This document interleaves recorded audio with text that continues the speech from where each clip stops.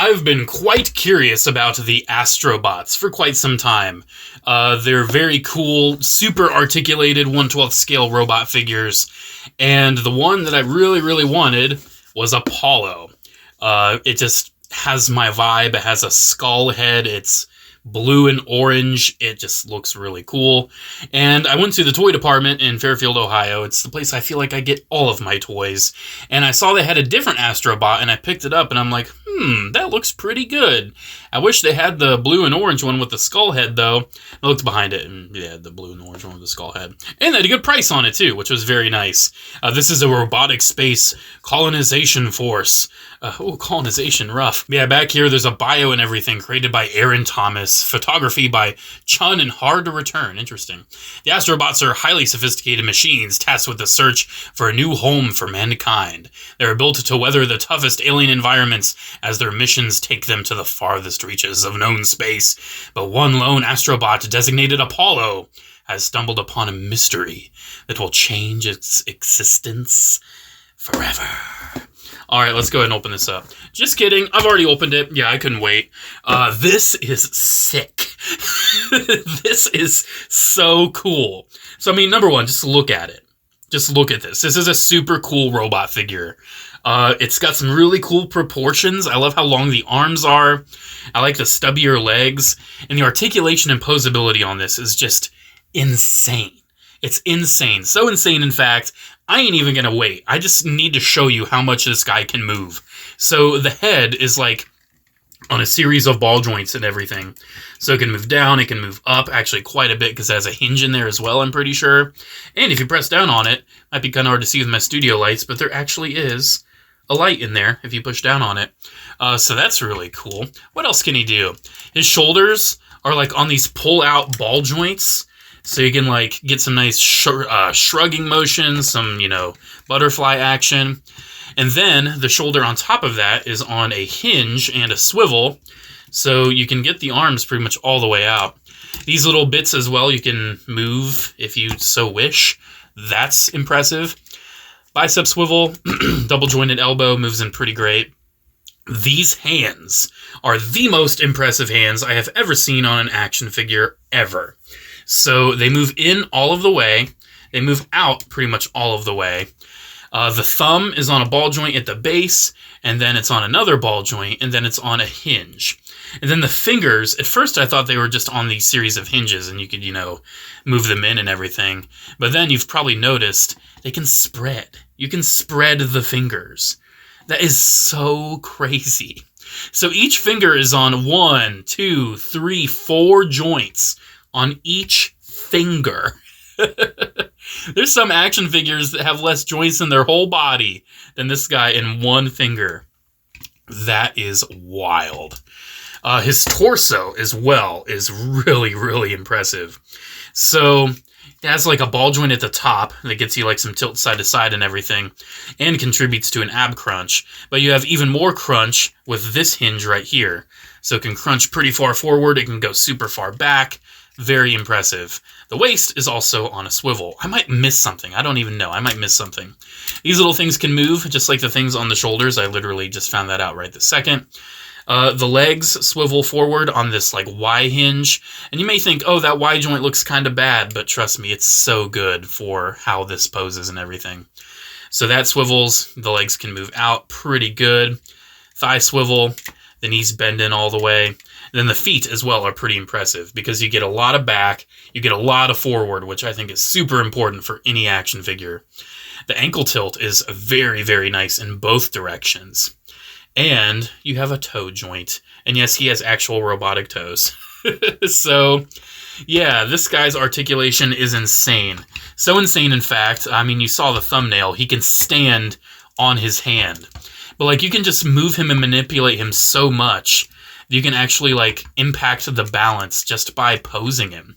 Like, here, let me see if I can get him in, like, a standing on one leg, kind of meditating sort of pose. Like, something like that. I can guarantee you can do it. I can guarantee you. Yep, there you go. There you go. He's doing it. He's doing it. He is on one foot right now. No problem whatsoever. Man, it's just so crazy how much this thing can move. And the joints are so fluid. It's not even funny. Like, this thing, you can just move it.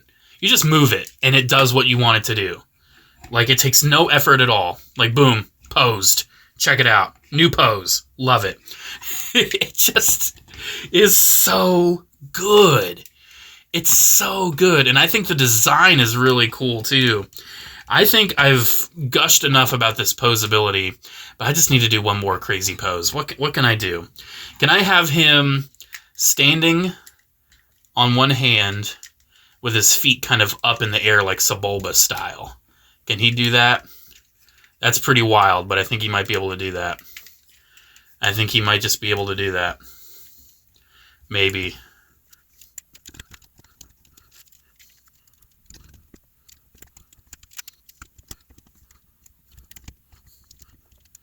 With some careful balancing and weight distribution, I got this pose.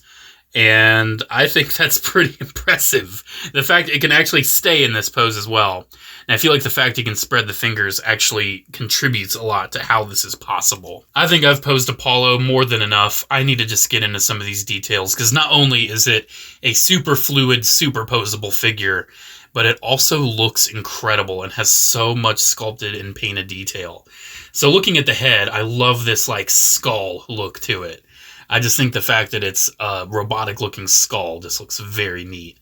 I do wish I had a little bit of color, like some orange or some blue kind of integrated in there to kind of blend everything together a bit more, but it still looks really good. I mean, I guess if you have the lights on, that kind of gets you your blue up in the head.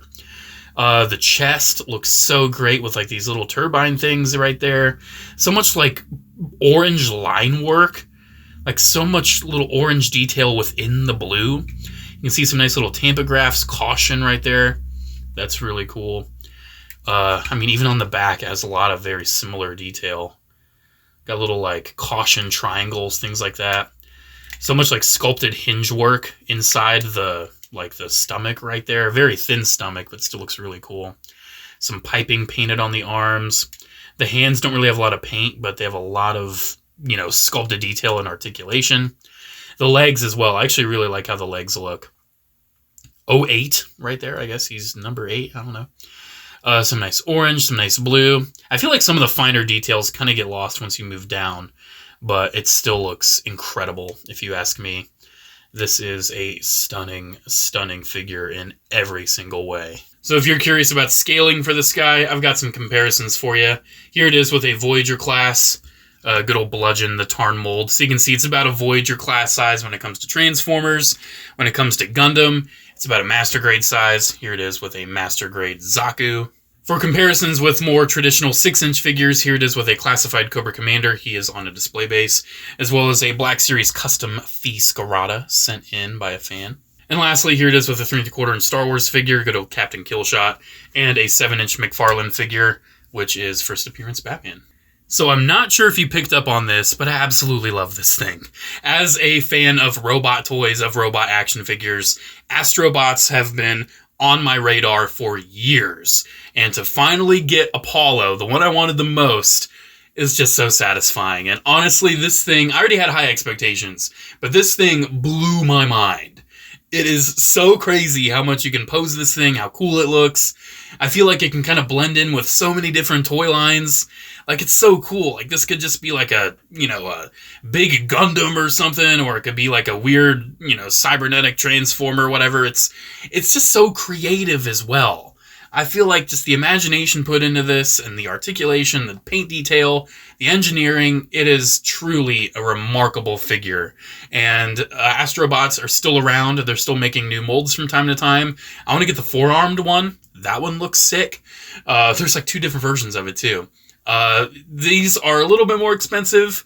You're kind of looking at like 3.0 MDLX price, like $80 to $100, something within that range. You know, that kind of price. And I got this for a really great price. I got it for what I felt was a very fair price. And I'm pretty happy with this purchase, with this addition to my collection. This will definitely be among the greats in my random robot collection. It's going to be right there next to Tank and a few others that I just think are so incredible. But let me know what you think about this guy. Definitely not what I usually review. But every once in a while you get a figure you're so excited about. I just don't care. I just need to talk about this. Alrighty, guys. Thank you so much for watching. Special shout out to channel members as always. Thank you all so much for the continued support. Have a great one, guys, and I'll see you in the next video. Bye.